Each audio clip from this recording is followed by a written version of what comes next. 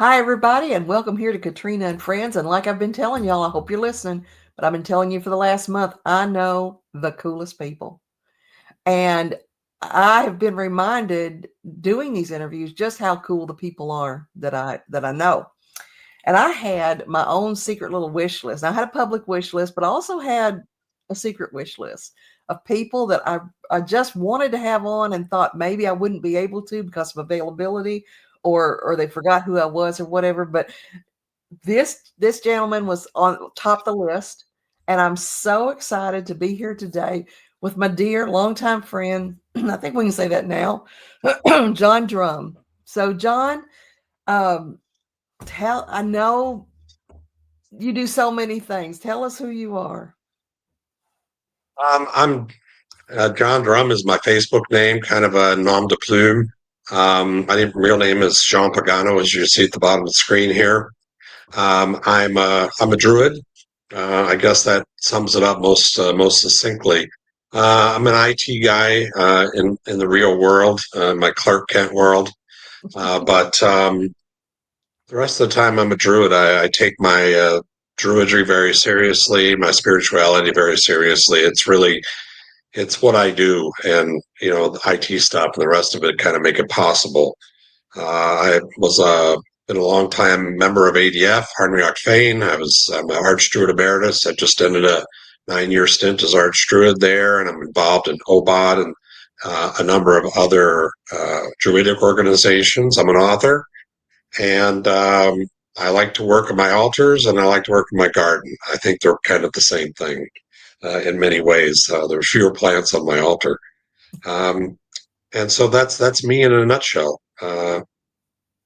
That's that is just wonderful, and I remember very clearly the first time I met you. And for those of you who don't know, there used to be a conference called uh, PantheaCon in San Jose, and it was amazing. It was a conference where for 3.5 days, pagans took over the DoubleTree Hotel.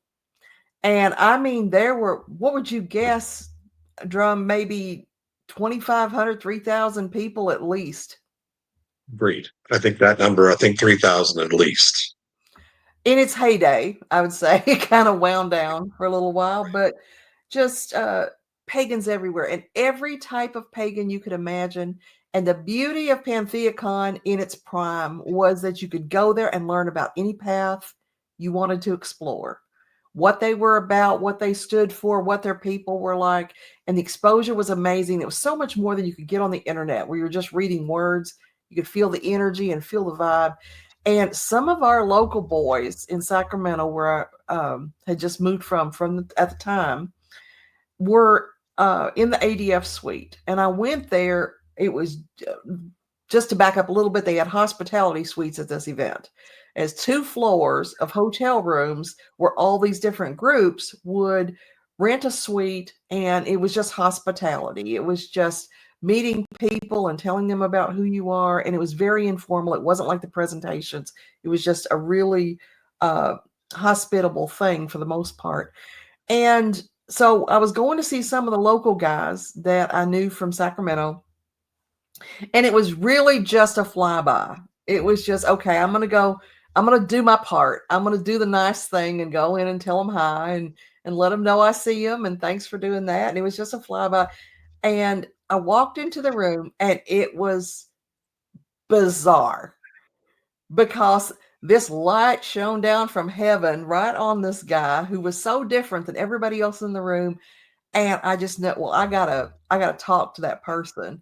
And so it was really crowded in there. And I'm just kind of moving me along there. And fortunately, you were talking to Sean Harbo, who was one of the people I wanted to come talk to real quick, but I can talk to Sean anytime. So whatever. And so I was able to manipulate. And when you started talking and we were having conversation, it was exactly what I thought it would be, which I didn't even know exactly how to put that into words. And I just kind of wanted to anoint your feet with saffron and wash and dry them with my hair, you know. It was just lovely because I had rarely met somebody who was so articulate and cross spectrum knowledgeable about religion. And even when I was in college and studying religion, there was not the interest in it was more of I need to fill this anthropology spot or whatever it might be. And just your knowledge of it was so fascinating. So that's my long ass introduction for how I met Jon Drum. And since then, if John's at an event anywhere drive distance, I try to be there.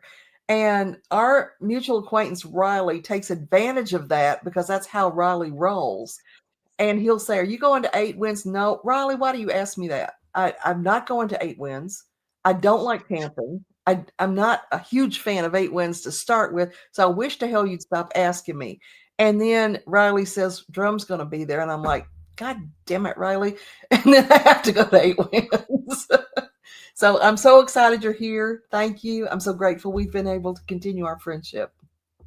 No, it's good to be here. I remember those PantheaCon days. It really was for me living in the Midwest to be able to go to San Jose in the Promised Land in February and have warm weather. It was like it was a real treat. In those days, there was PantheaCon, and then the next weekend was Convocation in Yes. Michigan.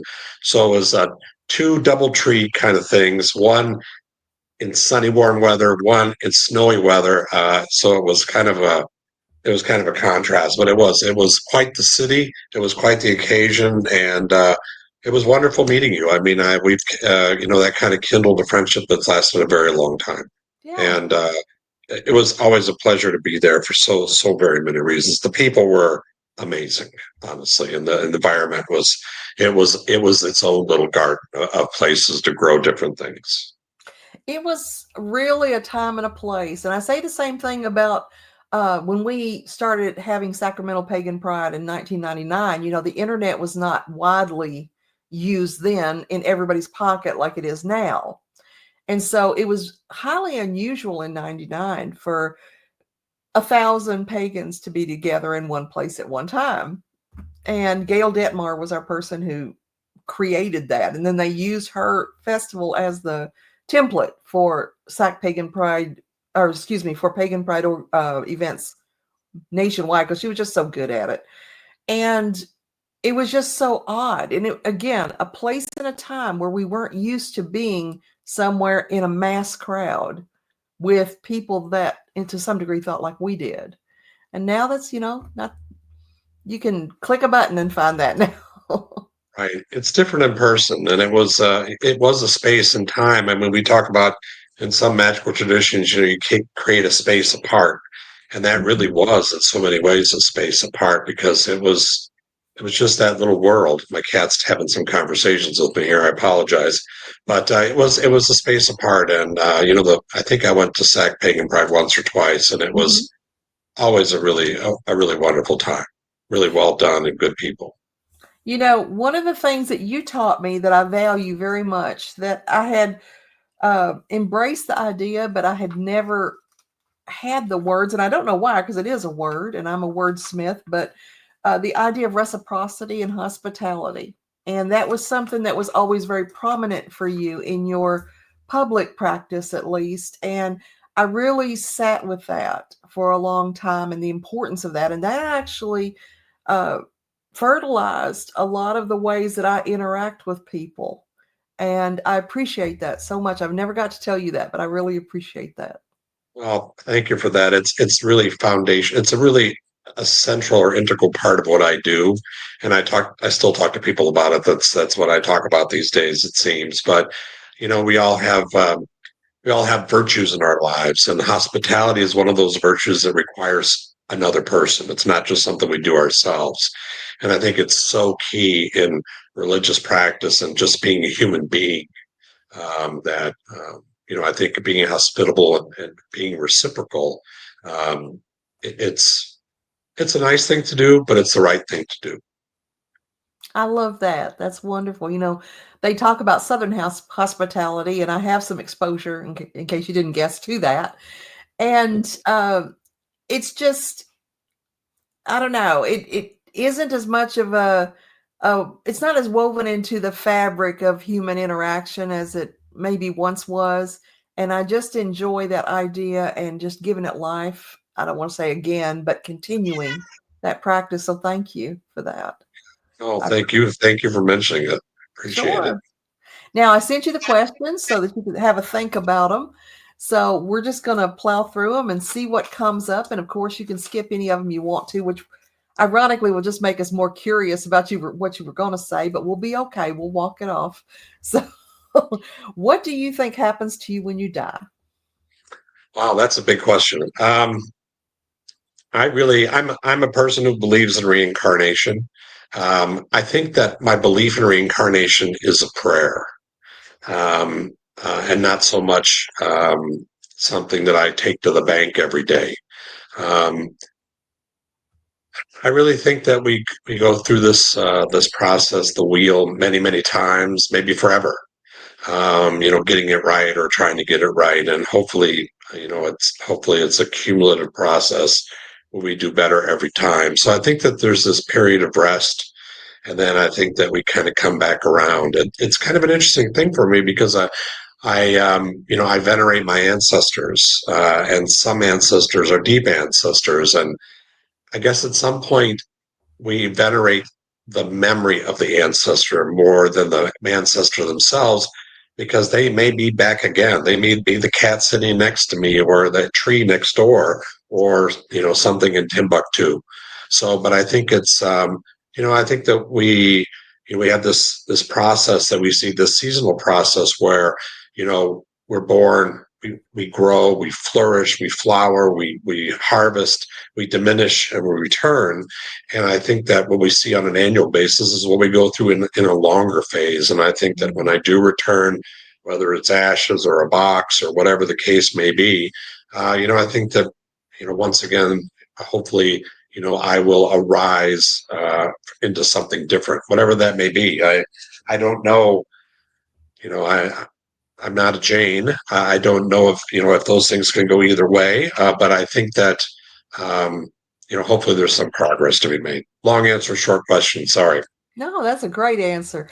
One thing that I really plucked from that, especially, and this is really a source of, I don't want to say debate, but difference in people who believe in reincarnation, is the idea of cross species reincarnation. And you touched on that. So that's something that you embrace as well. It is. I think that you just never know. I mean, you know, the, we are not the center of the universe. We are part of the forest. And so I think that to think, oh well, we must always continue in this way, um, kind of lessens the rest of reality. And maybe going from being a human to being a tree really is the next best thing. Maybe it's the next possible route, or so I really don't. I mean, a lot of my stuff I don't know. I said as a prayer, but yeah, I think it could be anything. You know, It is fairly arrogant that we would consider humans to be the top goal.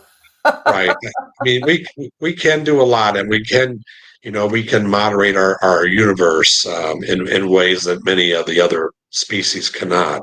Mhm. But we're not gods, and we're part of this middle realm. So I think we have to play within that arena. I love that. That's wonderful.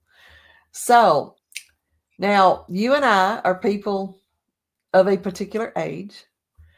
And so we have had a lot of opportunity for different people to influence us in different ways. And a lot of the times, I think when people influence us, it's not in a positive way. They influence us through trauma, or they influence us by demonstrating and modeling behaviors we don't want to embody. Who in your life was especially influential to you in a positive way? I think that a couple of people. I think I look to my father a lot, and I think it's more. He was much more influential in kind of a passive way, just in the things that he told me and just the stories that he told. So I think that helped mold me, and I hear him more these days after his passing. I think that then it says something different to me today than it did then. When I was growing up, I always wanted to have a mentor. I thought that was really important, and won't go into the long story about it, but I met an individual named Michael Reagan, and he was a protege or a student of Raymond Buckland many years ago, and he was my mentor for a really long time. And while our teachings diverged at a point, um, the examples that he gave me and the wisdom that he imparted to me about balance and about fairness never really left me. So I think that I think he was a huge influence on me in a magical way, and in a kind of a linear way. I think that I think other people in our lives cross our paths. And I like to think that sometimes people cross our paths or things cross our paths for a reason. And sometimes it's a very short learning experience um, that um, that stays with us. I'll give you an example. I had a dog many years ago, and the dog was playing with a bone, and I went to grab the bone from the dog, Pumpkin, the Scottish Terrier, Pumpkin. And she kind of growled at me, and I was like, what it said to me at the time was like, this is something that is of my own. This is mine, and it is part of who I am. And so it was like it really struck me at the time, not that this dog was being mean to me because I wanted to take something away, but it was like this is an entity claiming its essential component. This is piece of me, and so I've tried to be aware of those essential components of my life. I try not to growl at anyone, but I like to try to remember what makes me, essentially or into, from an integral standpoint, who I am. So, You anyway, know, and that's all about sovereignty, isn't it? Old Pumpkin just declared sovereignty there. it really is. It's about who I am, and it's so. I mean, who we are and what others think about that is always, of course, a different story. But I mean, we always have to come back to their own personal sovereignty. You're absolutely right.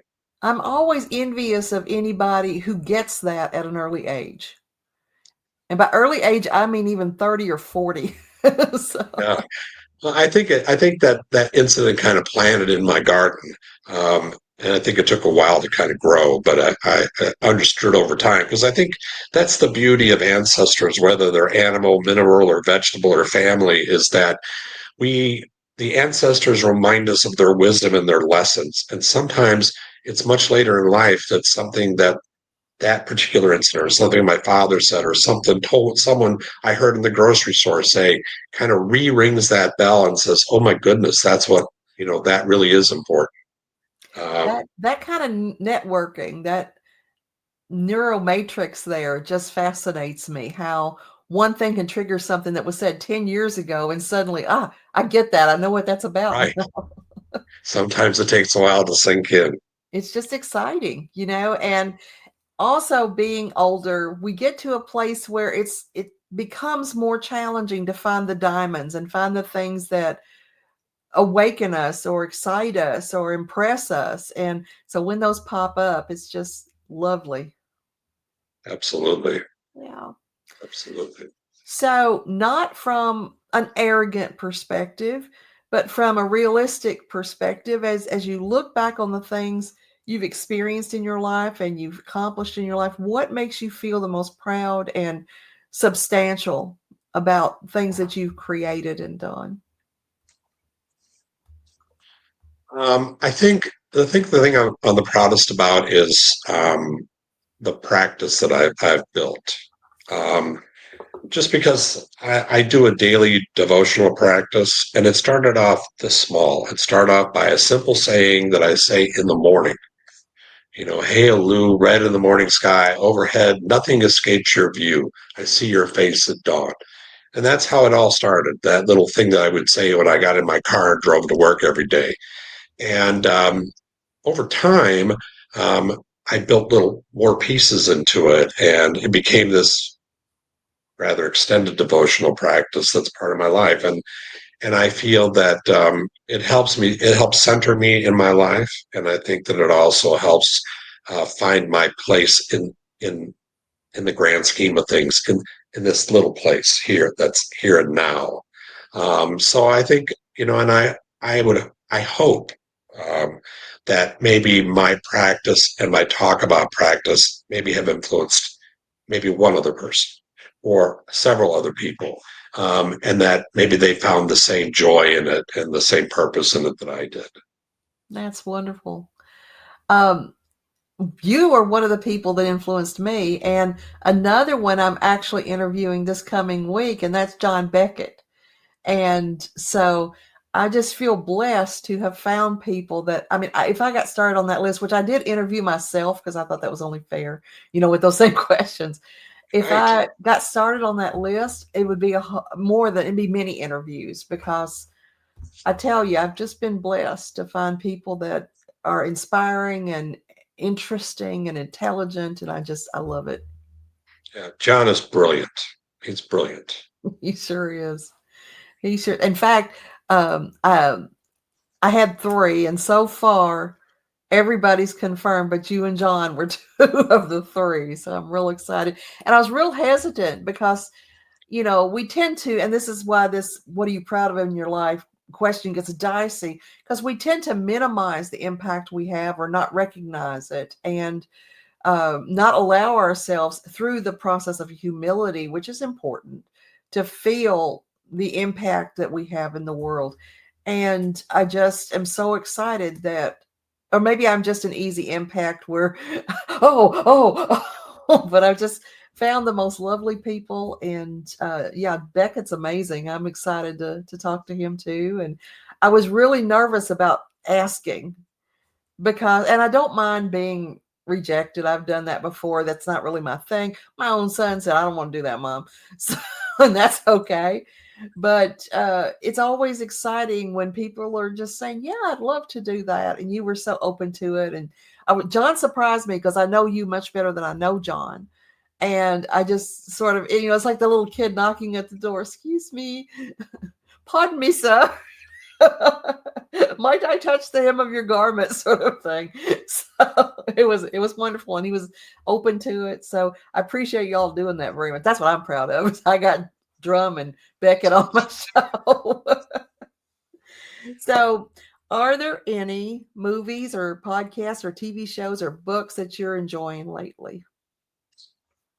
Um, well, podcasts that I enjoy, I really like Tea with the Druid, which is an OBOT one, and then Dave the Bard's um, house concerts, and Emer Burke also does a fireside chat, which I really like. I really like those a lot. Um, I try to listen to as many blogs as I can. Unfortunately, I live in this time continuum where times and dates don't always stick with me. So it's like if it's Thursday night at 6 o'clock, sometimes I'm like at 8 o'clock, I'm like, oh, sorry about that. So I think those are really important. New books. Trying to think. A lot of the stuff I'm reading these days, I have some friends who are authors, fiction, and so I'm reading some of that. Tammy Olson, she's an ADF member and a brilliant writer. I really like some of her stuff, and a lot of the stuff I read, unfortunately, I guess, is more historical and for research that I'm doing, so it's not as enjoyable. But I have to say that, uh, and I'll make a broad statement: anything that Christopher Hughes writes is good. I don't even have to think about it. I know it's going to be good. And so he has a new book that came out on Aaron Rod, and I've not gotten it yet. Amazon's taking forever to get it to me. Looking forward to that. But his book on Caradwin, for example, and his book, his books on Druidry are really good and really refreshing.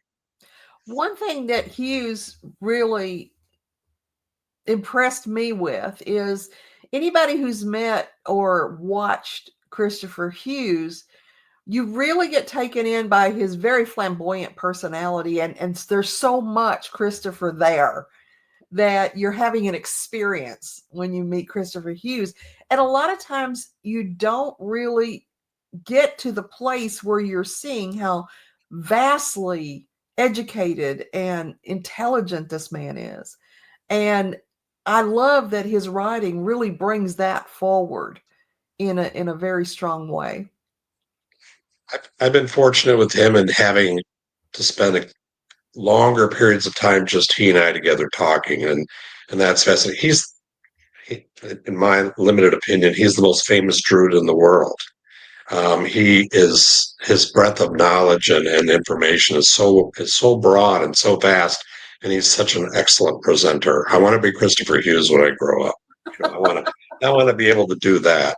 Um, but no, he's really something else in his writing and his.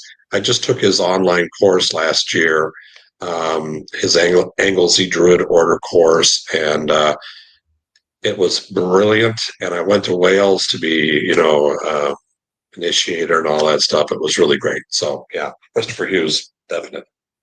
Speaking of that, I'm going to put in an extra surprise question here that's not on the list.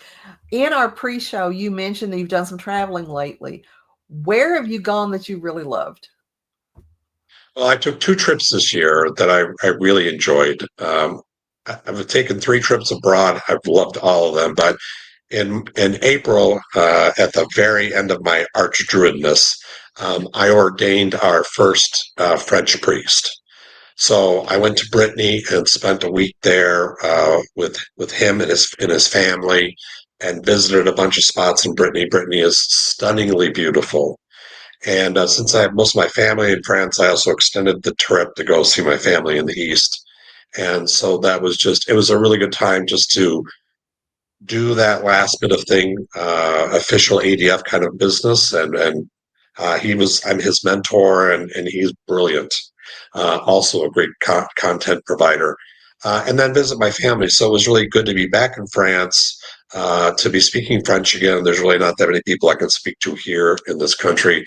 Since my parents are both gone now, it's very difficult. And so that was great. I went to Nova Scotia in the beginning of August, to meet the Nova Scotia Druids and the Pagan Assembly of Nova Scotia. I wrote a blog about that. They are really, really interesting and really, really good. And then I just came back a few weeks ago from the Long Nacht de Religion in Berlin. It's the second year I've been there. It is a fabulous, fabulous, fabulous time. Berlin is an amazing city. I would recommend it to anyone. And the conference on the Long Night of Religion it's across all kinds of religious paths. But the place where we met was for long paganism, neo-paganism, and I did a workshop and part of a ritual, and oh my goodness, it was really great. It was just really exciting to meet with. I'm a big fan of the international community, and so it was really nice to be there and to just see different things and see things in a different way. That is So just wonderful. Now, you mentioned a couple of times, I just want to clarify for some folks. You mentioned Obad, and now tell me if I get this right. That's the Order of Bards, Ovates, and Druids. Is that correct? yes, that's correct. And that is a different segment of Druidry, a different order that focuses more on the musical and recitation and uh, artistic expression of Druidry. Would that be accurate? I think for part of it, I think that Obad Druidry is really an approach to Druidry. It's very nature based or nature facing. Um, it is during the Bardic study. It really is about Bardic skills and things of that nature. They have a superior study program. And then the ovate studies is really more about divination, things of that nature. The Druid path is really more about um, being Druidic, in as far as process and the ways of looking at things. So it's a totally different approach. Still very much nature based, nature focused. Lots of ritual components that people can participate in, a worldwide community in OBOT, as we do have in ADF as well. And so high quality work there. Great stuff. That is wonderful. And one of the things that impressed me most about both paths, ADF and OBOD, is the academic pursuits that are just so carefully laid out and extensive that a lot of paths are just along the lines of, oh, come, we'll have a little Ren fair here and see what you can take back into your life. Good luck, bye. And this is just becoming the priest in those paths is just very um, immersive, I guess is the word I would use. Yeah, I think that's true. I mean, I know that especially ADF, the idea behind the priesthood is really to be recognized as a peer with other priests and other traditions, Mhm. and so the training is fairly extensive, and I think it's really well done there too. I mean, I don't want to discount ADF in any way, but it's just very different ways of looking at education, but both really good training programs. Really, That's really good. wonderful. Thanks for entertaining my side junk there that I didn't Anytime. that I just kind And of threw at you. So, do you have anything going on right now that you would like to promote, or is there anything you'd like to promote for anyone else? I think that for myself, I am working on a new book. Ooh. Can I say the publisher's name? You can say anything you want to, All John. right. I'm working on a new book on divination. I'll say that much. I won't get more specific than that. For Llewellyn, I'm very excited about it. This is really the first place I've mentioned that. I've been working on it for a while now, and so that's coming out in a year or two. I'm going to guess, just with the schedule of things.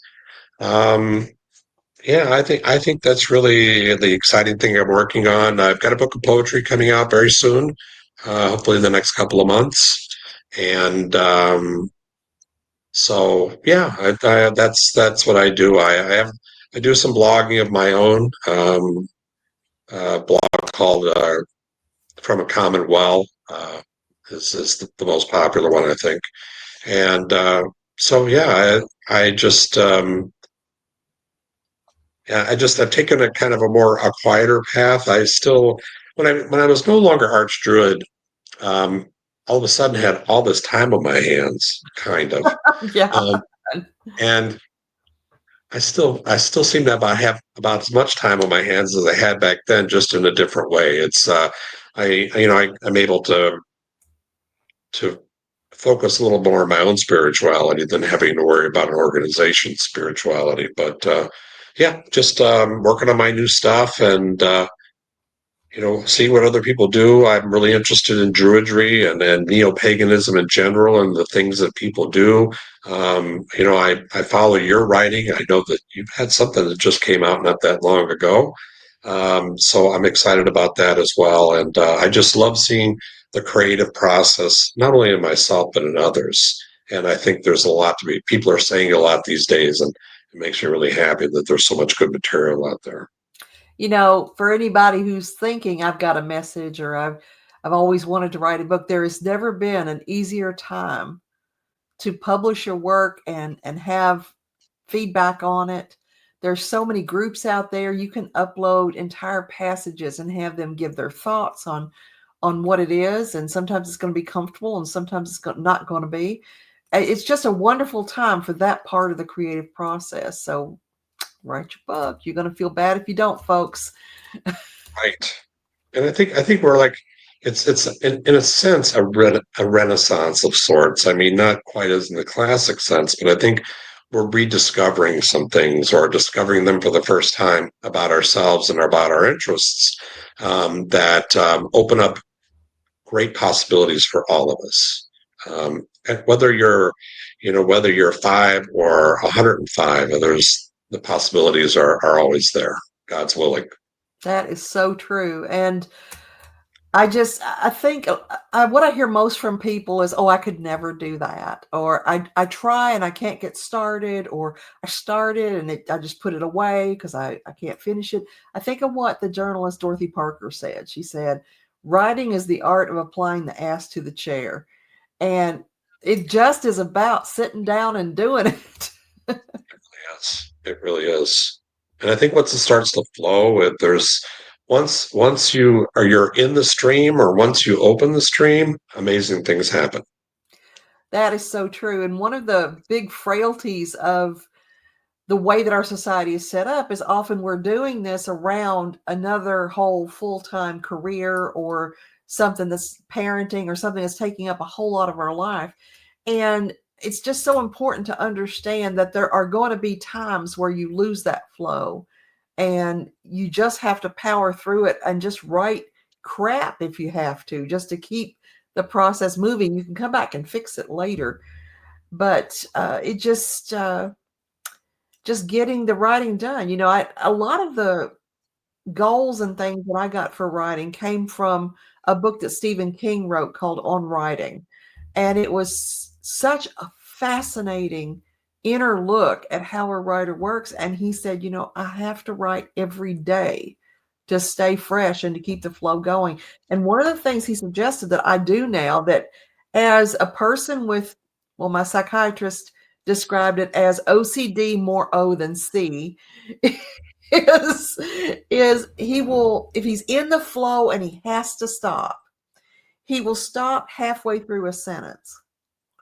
And he said that if I complete the sentence, I'll lose the flow. But if I'm halfway through the sentence and I go back a few sentences and read, then I can get the flow back again. And I've tried that, and it's really helpful. Wow. I'm going to remember that one. Thank you so much.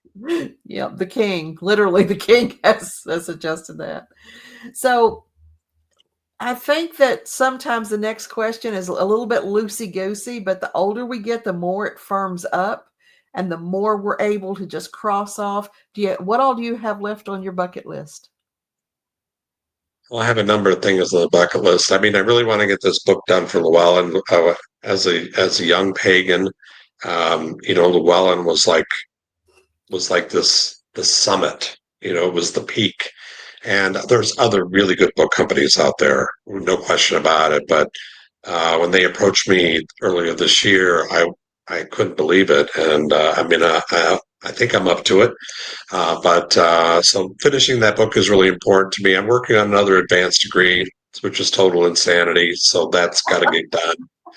And and some more travel. I think I want to meet some more people. There's places I haven't been, and some places I want to return to. So I really relish the trips that I take, especially overseas.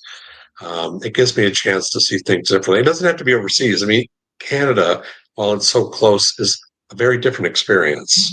And so I think that I want to continue to travel, and I want to continue to learn. I'm a lifelong learner. I think it's really important. I hope, God's willing, that I can keep on writing, and I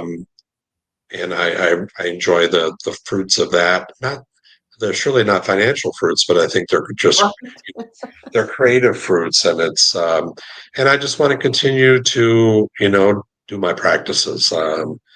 That's not a bucket list; it's a continuing list. But I want to see what other buckets are out there, and what other gardens. Yeah, see what other gardens I can play in. So yeah, you know, where we were encouraging people to write, I also want to throw in the codicil: do not expect it to pay your light bill, because it's not going to. well, right, right. Yeah, I got a royalty check today for $6.70. Good for And you.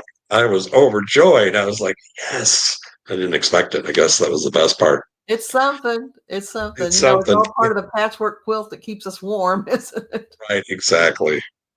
And the nice thing, if you do get a book out there, folks, is the residual income, where you don't have to do any more except maybe promote it a little bit, and you get little bits here and there. It's always good. Right. If you're lucky, sometimes you can even find places where AI has duplicated your book online and people can get it for free.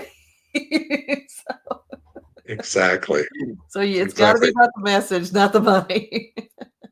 Right. It's interesting, I think, at times as an author, uh, when people will say, "Oh, I read your book."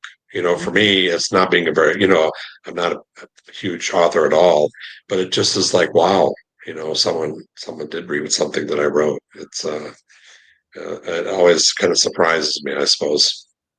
I have the same experience, and people will just be in what was it? Some situation where, it was my son. He was at work, and he was talking to someone about paganism and witchcraft and that sort of thing. And she said, "Wait a minute, Rasbold, are you related to?" Oh my gosh, I read her stuff, and that was so foreign to me that that would be said. That's so And cool. when somebody says, "I read this book and I really loved it," and I thought, "You did? That was one of my worst books." Yeah, no, that's so cool. That's so cool.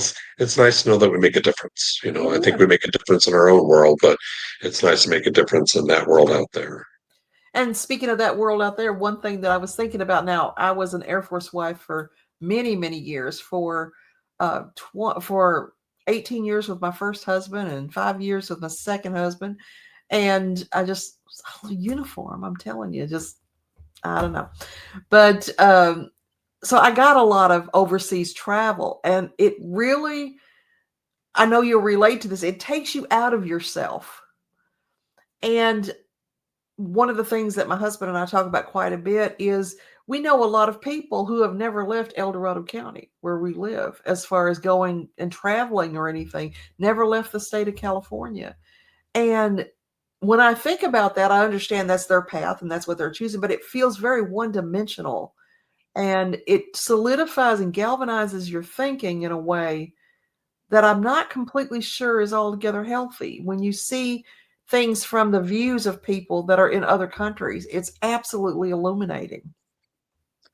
Yeah, no, you're absolutely right. And I think, I'm blessed that I'm fortunate enough to be able to travel. And I know there's a lot of people who don't travel because they can't or haven't had the opportunity, but it does give you a different viewpoint. And especially listening to other people from other countries and the questions they ask and the way they look at things. It's fascinating. Fascinating. It's a big world. And it really, sometimes when they question, well, why do you all do this?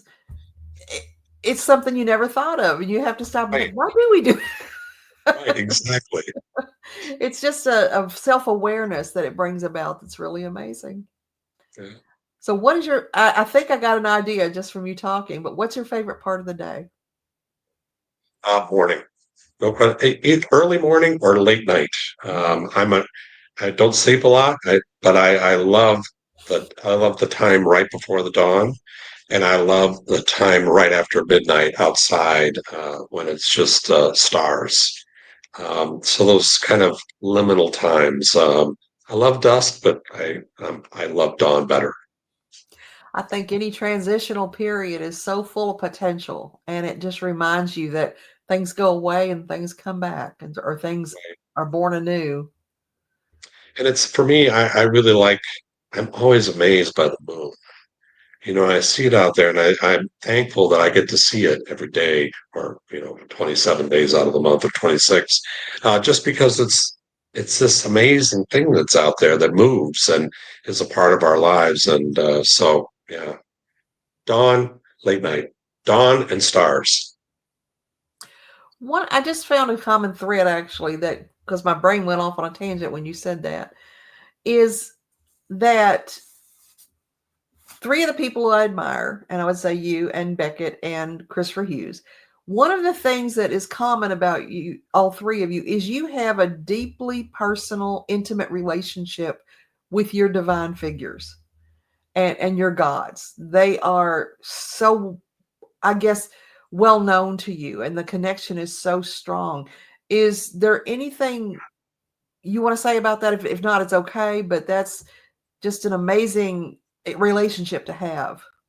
Yeah, I think we develop relationships. We build relationships. We talk about this in ADF all the time, but you build relationships with these entities in your lives. These divinities or the earth or whatever it is.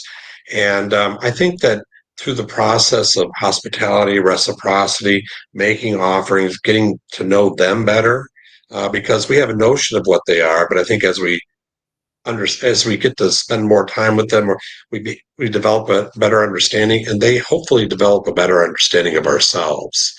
And so I'm always thankful. The beginning of prayer is thanks, and I think that always thankful for their presence, and I feel confident of their presence. That's one thing that I feel very secure in, and I can't ask them. I can't ask them for lottery numbers or things of that nature, but I can say thank you to them and thank them for the beauty in my lives that comes from them or through them. So um, I think just by feeling their presence and hopefully them feeling mine, that we have a better understanding, and we live in this world together. They're amazing creatures, amazing entities. I don't want to say they're creatures, but amazing entities. And it just took me a long time to understand that they're there, and I don't have to be able to see them. I don't have to be able to touch them, but I have to know them in some ways is really big. That's so much like the overseas travel in a way that it gives you a different way of looking at yourself. And when I see people that just conceptualize their impression of their deity rather than really immersively experiencing it, I just want to push them over the edge and just say, get on in. That the water's fine in there. It's going to be a little deep in places, but don't Right. just stand at the side of the pool looking in. No, you have to jump in sometimes and swim. Or not. Not right. Sink or swim. That's oh boy, that's I'm gonna get a T-shirt that says that. I think, and I'll know what it means. So, do you have anything you'd like to add, Drum, before we say goodbye?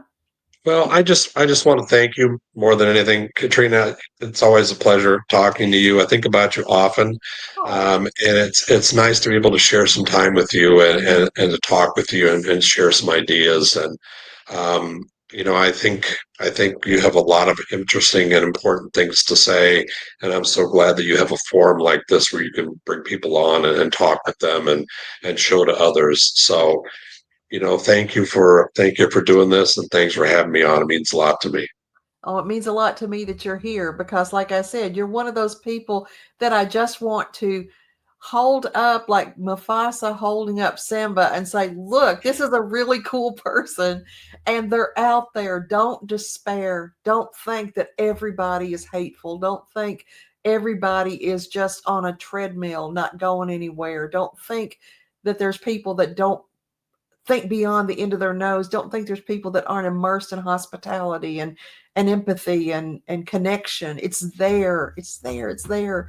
We just have to find it and honor it and just love up on it. Just appreciate its presence in our lives because it is still there, and that will continue to be the heart of humanity if we allow it to be so. Absolutely. So, thank you so much, Drum. I appreciate this. And just so you know, I'm coming up with another 8 questions. So, I hope we get to see you again. I'm always here. That's lovely. Thank you so much. And everybody, thank you for being here. And we look forward to seeing you again. Bye bye. Bye now. Thank you so much. Thank you.